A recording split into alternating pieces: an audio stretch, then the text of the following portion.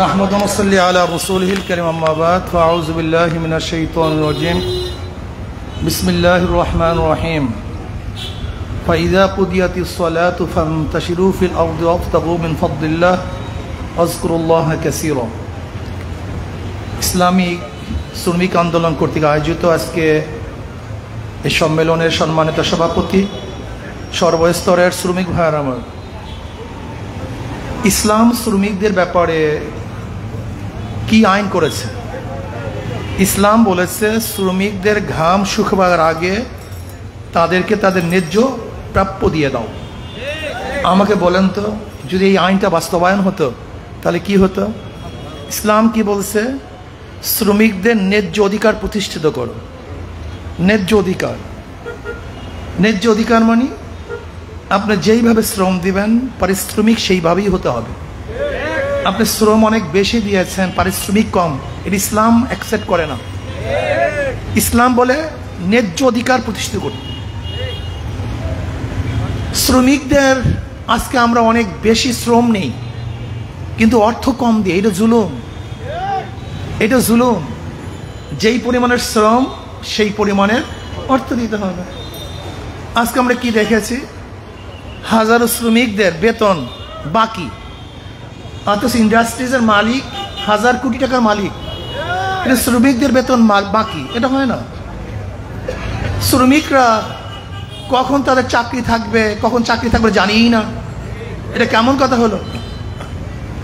আমরা শ্রমিকদের অধিকারকে প্রতিষ্ঠিত করতে চাই। আপনারা দেখেছেন যে শ্রমিকদের মাধ্যমেই সব।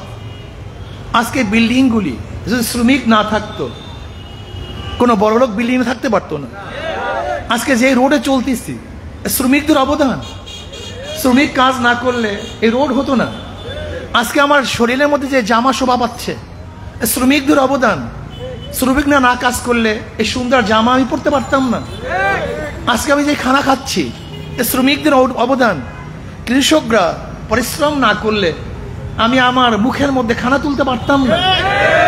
শ্রমিক ছাড়া বড় লোকরা চলতে পারে না, কিন্তু বড় লোক ছাড়া শ্রমিকরা চলতে পারে। বুঝাতে পারিনি। দেখেন আজকে আমাদের বাংলাদেশের যে শ্রমিক, এই টাউনের যে শ্রমিকরা আছে যারা আমাদের পরিচ্ছন্ন কর্মী আছে, এই পরিচ্ছন্ন কর্মীরা যদি আজকে তাদের কাজ বন্ধ করে দেয়, দেখবেন বড়লোকদের বড়লোকগিরি শেষ। কেউ রাস্তায় নামতে পারবে না। ময়লার গন্ধে কেউ রাস্তায় নামতে পারবে না। যাদের কারণে রাস্তায় নামি তাদের কোনো দাম নেই। যাদের কারণে আমরা খাই তাদের কোনো দাম নেই। যাদের কারণে পড়ি তাদের কোনো দাম নেই। যাদের কারণে চলি তাদের কোনো দাম নেই। এটা হতে পারে না। হ্যাঁ, ন্যায্য অধিকার চাই। ন্যায্য অধিকার প্রতিষ্ঠিত করতে হবে। জনাবে মুহাম্মদ রাসূলুল্লাহ সাল্লাল্লাহু আলাইহি ওয়াসাল্লাম যখন শ্রমিক ছিলেন, তিনিও কিন্তু কাজ করছেন অর্থের বিনিময়ে। কাজ করছেন, কাজ ভালো। আমাদের দেশে মানুষ চুরি করতে শরম পায় না, কাজ করতে শরম পায়। আজীব ব্যাপার। আমাদের দেশের অফিসাররা ঘুষ খাইতে শরম পায় না, কাজ করতে শরম পায়।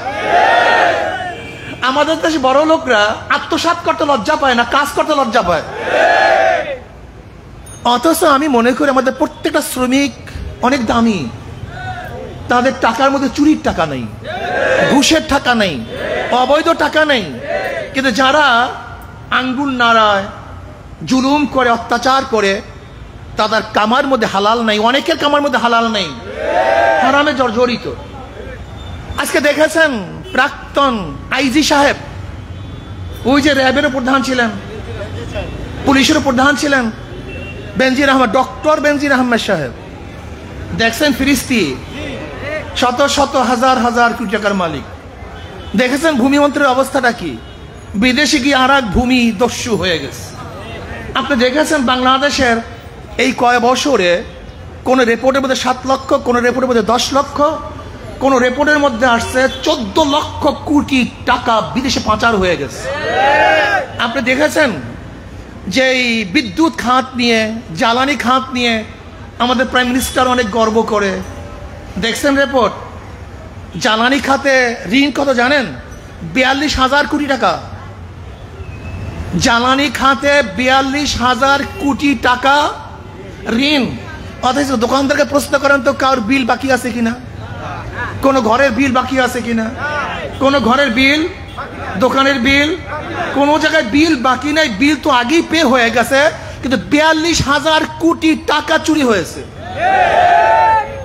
বাংলাদেশ ব্যাংক থেকে 4,000 কোটি টাকা নেই। এ তো যা আমরা জানি। আজকে ব্যাংকগুলি দেউলিয়া হয়ে গেছে, অনেক ব্যাংক দেউলিয়া হয়ে গেছে। আজকে আমরা কি দেখেছি বাংলাদেশের অবস্থা, যে এই নির্বাচন নিয়ে এই বাংলাদেশ স্বাধীন হয়েছিল। এই বাংলাদেশ কেন স্বাধীন হয়েছে আপনারা কিন্তু অনেকেই জানেন না, অধিকাংশ মানুষই জানেন না। শুধু জানেন পাকিস্তানের জুলুম করছে, অত্যাচার করছে, অবিচার করছে, অধিকার থেকে মাহরুম করেছে। এই কারণে বাংলাদেশ স্বাধীন হয় নাই। বাংলাদেশ স্বাধীন হয়েছিল ভোটের অধিকার না দেওয়ার কারণে। আওয়ামী লীগ সরকার তৎকালীন সময় ভুট্টো সাহেবের সাথে অনেক বেশি ভোট পেয়ে উভয় পাকিস্তানের প্রাইম মিনিস্টার হওয়ার মতো ভোট তার কাছে ছিল, কিন্তু ইয়াহিয়া খান তৎকালীন সময় আইয়ুব খান তারা কি করেছে, ভোটের অধিকার মর্যাদা রক্ষা করতে পারে নাই, বাহানা করেছিল। এই বাহানা করার কারণে, তাকে প্রাইম মিনিস্টার বানানো না করার কারণে এ দেশের মানুষ জাগ্রত হয়েছে, আন্দোলন করেছে, সংগ্রাম করেছে, এ দেশটাকে স্বাধীন করেছে। যদি পাকিস্তানিরা ভোটের অধিকার রক্ষা না করার কারণে তাদের বিরুদ্ধে সবাই সংগ্রাম করতে পারে, আন্দোলন করতে পারে, আমিও মনে করি আজকে হোক কালকে হোক আওয়ামী লীগ সরকার ভোটের অধিকার থেকে মানুষকে বঞ্চিত করেছে, ভোটের অধিকার রক্ষা করতে পারে নাই, জুলুম করেছে, অত্যাচার করেছে, অবিচার করেছে, মানুষকে হত্যা করেছে, খুন করেছে। আজকে হোক কালকে হোক বাংলাদেশের জনগণ ঐক্যবদ্ধভাবে আওয়ামী লীগের বিরুদ্ধে লড়াই করবে, সংগ্রাম করবে ইনশাআল্লাহ। সেই সময় আসতেছে। ইতিহাস থেকে আমরা সাক্ষী। আপনারা জানেন না, বাংলাদেশের মানুষ চুপচাপ থাকে, সহজে গরম হয় না। একবার গরম হলে তারা ঠান্ডা হতেও দেরি লাগে, সময় না, হঠাৎ ঠান্ডা হয় না। পানিকে বাঁধা দিয়ে রাখলে পানি কিছুক্ষণ থেমে থাকে, এরপর যখন প্রবল আকার ধারণ করে কোনো বাঁধ থেকে আটকিয়ে রাখতে পারে না। আজকে বাংলাদেশের জনগণের ভোটের অধিকার কেড়ে নেবেন, মুখের বলার অধিকার কেড়ে নেবেন, লেখার অধিকার কেড়ে নেবেন, কোর্টের অধিকার কেড়ে নেবেন, তাদের বাসস্থানের অধিকার কেড়ে নেবেন, তাদের সমাজের অধিকার কেড়ে নেবেন, তাদের স্বাধীনতা কেড়ে নেবেন। বাংলাদেশের মানুষ সহ্য করবে না, আন্দোলন করবে, সংগ্রাম করবে ইনশাআল্লাহ। আজকে শ্রমিকদের হত্যা করা হয়েছে ফরিদপুরে, শ্রমিকদেরকে হত্যা করা হয়েছে, বিচার হয় নাই, বিচার করে নাই, ধামা চাপা দেওয়ার চেষ্টা করছিল। যখন আমি প্রথম মুখ খুলেছি যে শ্রমিকদের হত্যার বিচার বাংলাদেশের বুকে হবেই হবে, এরপর সরকার নাড়াচাড়া দিয়ে বসছে। ইনশাআল্লাহ আপনারা তৈয়ার থাকেন। যারা শ্রমিকদের হত্যা করছে এবং যারা মন্দিরে আগুন দিয়েছে, কারা মন্দিরে আগুন দিয়েছে রিপোর্ট বের হয়ে আসছে, আমরা তাদেরও বিচার চাই। আর যারা সারা রাত্র শ্রমিকদেরকে বেঁধে রেখে অন্যায় বলে বাংলাদেশের মধ্যে 2 জন শ্রমিককে হত্যা করছে, বাংলাদেশের বুকে তাদেরকে বিচার করতে হবে, বিচার করতে হবে। আজকে বাংলাদেশের জনগণ ভ্যাট দেয়, ট্যাক্স দেয়, আর তাদের অস্ত্র দিয়ে তাদেরকে হত্যা করে। এই পুলিশের অস্ত্র আমাদের ভ্যাট ট্যাক্সের অস্ত্র, এই র্যাবের অস্ত্র আমাদের ভ্যাট ট্যাক্সের অস্ত্র। সব অস্ত্রের টাকা বাংলাদেশ পে করে, অথচ বাংলাদেশের অর্থ দিয়ে যে অস্ত্র কিনি, সীমান্তে আমাদের লোককে হত্যা করে, বাংলাদেশের জনগণকে হত্যা করে, তাদের দিকে বন্দুক তাক করতে পারে না। আর আমাদের বাংলাদেশের জনগণ থেকে যদি বোট থেকে চুন খসে পড়ে গুলি করে। কয়েকদিন আগে তো একজন বিজেপিকে হত্যা করছে ভারত, মুখ খোলার ক্ষমতা নাই, খুলবে কিভাবে? শেখ হাসিনা সরকার তো ক্ষমতার জন্য বাংলাদেশের সমস্ত মুসলমানদেরকে গোলাম হিসেবে বিক্রি করে দিয়েছে। সে নিজে একজন মুখ্যমন্ত্রী হিসাবে মনে হয় যেন দস্তখত দিয়ে আসছে। একজন মুখ্যমন্ত্রী কেন্দ্রীয় সরকারের বিরুদ্ধে কথা বলবে কিভাবে? এই অধিকার তার নেই। ভারতের বিরুদ্ধে কথা বলার অধিকার, মোদির বিরুদ্ধে কথা বলার ক্ষমতা শেখ হাসিনার নাই। কারণ সে ক্ষমতার বিনিময়ে তার সমস্ত কিছুকে বিক্রি করে দিয়েছে। শেখ হাসিনা আওয়ামী সরকার বিক্রি হতে পারে, কিন্তু বাংলাদেশের জনগণ ভারতের কাছে বিক্রি হয় নাই, হবে না। গোলামি জিন্দেগি তার থাকবে না, থাকতে পারে না। ইনশাআল্লাহ বাঁচবো। বাঁচবো, বাঘের মতো একদিন বাঁচবো, বাঁচবো তো সিংহের মতো একদিন বাঁচবো।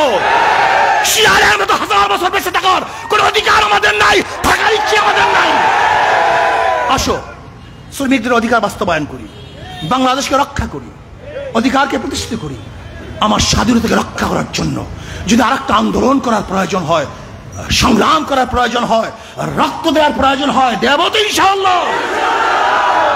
আমাকে এবং আমাদের সবাইকে এই বাংলাদেশের অধিকারকে বাস্তবায়ন করার তৌফিক আল্লাহ আমাকেও দান করেন, আমাদের সবাইকে দান করেন। আল্লাহুম্মা